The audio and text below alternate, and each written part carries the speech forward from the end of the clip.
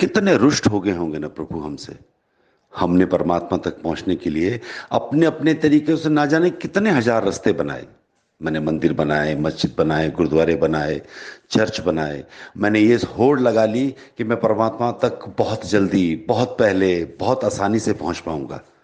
वो भी मुस्कुराता हुआ हमसे यही कहता रहा कि चाहे तू किसी रास्ते से तो आ, लेकिन सत्य के दरवाजे से आ तो सही, मैं तेरा इंतजार कर रहा हूं।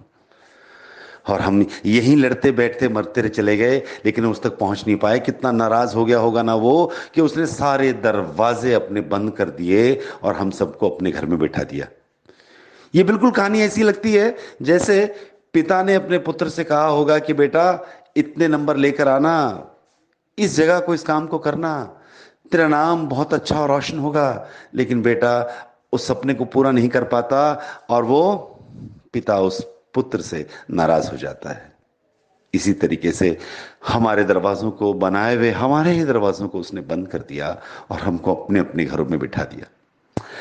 सोच के देखो, जंगल में बहुत सारे तोते थे। तोतों की उस जंगल में इतनी भरमार थी कि सबको लगता था कि जाकर हम यहीं पर तोतों को पकड़ सकते हैं, और जाल बिछाना शुरू किया। जाल बिछता रहा, तोते फंसते रहे। जाल बिछता रहा, तोते फंसते रहे। अगर इसी तरीके से तोते फंसते रहेंगे, ये सोच के एक अजीम ज्ञानी के पास तोते गए और पूछा कि इस तरीके से तो हमारा वंश ही खत्म हो जाएगा। तोतों को उस ज्ञानवान व्यक्ति ने कहा कि तुम अब के बाद एक मंत्र अपने मन में, एक विचार अपने मन में दोहराते रहना। शिकारी आएगा, जाल बिछाएगा, फंसना मत। ये मंत्र वो लेकर आकर सभी लोग दोहराने लगे। शिकारी ने फिर जाल डाला, दाने डाले, लेकिन वो यही दोहराने लग पड़े कि शिकारी आएगा, जाल डालेगा, लेकिन फंसना मत। लेकिन एक भी शिकारी के जाल में फंसा नहीं। परेशान होकर वो शिकारी भी उसी गुरु के पास गया और उसने पूछा, वो अपना कर्म करते हैं, तुम अपना कर्म करो, तुम जाल बिछाओ, दाने डालो, तुम अपना कर्म करो। उसने उसी तरीके से जाल बिछाया, दाने डाले, और तोते उस पर आकर बैठकर खाने लगे। तब शिकारी ने कहा, ये दोहरा भी रहे थे, समझ भी रहे थे, पता भी था, उसके बावजूद भी इसमें फंसते चले गए, ये कैसे हो सकता है? तब उसको अचानक उस व्यक्ति ने कहा कि ये लोग सिर्फ सुन रहे थे, अमल में नहीं ला रहे थे। ये सिर्फ कह रहे थे, लेकिन अमल में नहीं लेके आ रहे थे।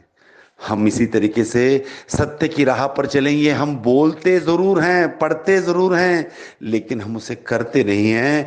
एक ही एक हृदय, एक ही एक परमात्मा, दरवाजे कई हजार हों, कहीं से भी पहुंचो, पहुंचना उस तक ही था। इस हृदय की धर्मी रेखाओं को हमने अपने आप कमजोर कर लिया। दोस्तों, अपने ही घरों में बैठे रहो। अगर आज के बाद कभी हृदय का चाप हो तो सोचो पुरानी चीजों को, उस आयुर्वेद को समझने की कोशिश करो।